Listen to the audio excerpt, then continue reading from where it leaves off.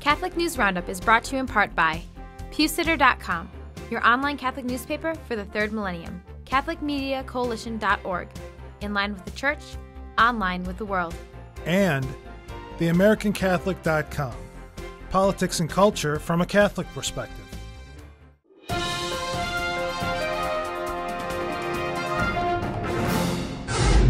Hello and welcome to today's edition of Catholic News Roundup. I'm Michael Voris. Catholics and condoms. Catholic churches in Switzerland have sparked controversy among believers with an AIDS awareness campaign that involves giving teenagers condoms, bearing the slogan, quote, "Protect thy neighbor as thyself," end quote. The campaign is targeted at teens as young as 14 and includes talks to school classes about the devastating effect that AIDS is having in Africa.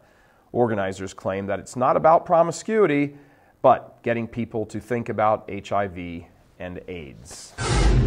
Last Mass for homosexuals. Catholic leaders in San Antonio, Texas, have discontinued a long-standing Mass that was offered for more than 15 years to the local homosexual community at a near downtown parish. The weekly Mass at St. Anne Catholic Church was the subject of periodic complaints to the Archdiocese and had been conducted by a handful of local priests sympathetic to the gay and lesbian community. The decision was made by Auxiliary Bishop Oscar Cantu, who said the Mass sends conflicting messages about the Church's official teaching concerning the proper celebration of the Eucharist and living as an active homosexual. Priest dies during Mass. The website for St. Stephen Catholic Church near Tampa, Florida, says Monsignor John Scully died Friday while consecrating the Holy Eucharist during morning Mass. The St. Petersburg Times reports that Bishop Robert Lynch wrote on his blog Scully passed away, quote, "precisely how he wished to go," end quote. A cause of death was not immediately released. Monsignor Scully, who had been a priest for 62 years, will be buried in Boston, Massachusetts, next to his parents. God rest his soul. Stay with us, back in just a few seconds. Catholic News Roundup is brought to you in part by NewOxfordReview.org, the voice of Catholic Orthodoxy, in print and on the web, and RenewAmerica.com, expanding the influence of America's grassroots in the cause of freedom. CatholicUnderground.com, the podcast about our Catholic faith and new media. Religious experience. From the UK, the Daily Mail reports former Prime Minister Tony Blair's sister-in-law has converted to Islam after having a holy experience, she says, in Iran.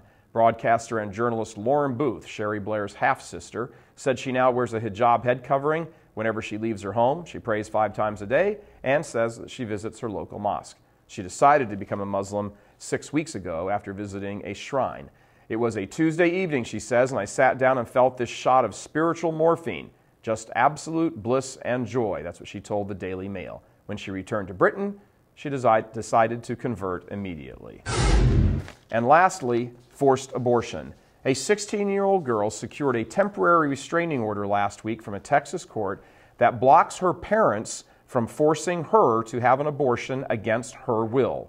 On 2 occasions, the teenager's mother literally dragged her to local abortion mills, including International Healthcare Solutions and Planned Parenthood of Texas, demanding that her daughter terminate the life of her child.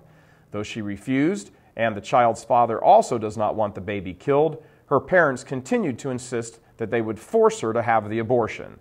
Thankfully, the court's order prevented that from happening. I'm Michael Voris. Thanks for tuning in. Be sure and tune in tomorrow for your daily dose of Catholic News Roundup right here on RealCatholicTV.com. Be sure and check out The Vortex today, where we discuss Catholics and voting. Thanks very much for tuning in. Be sure and tell your friends about us. And as always, God bless you.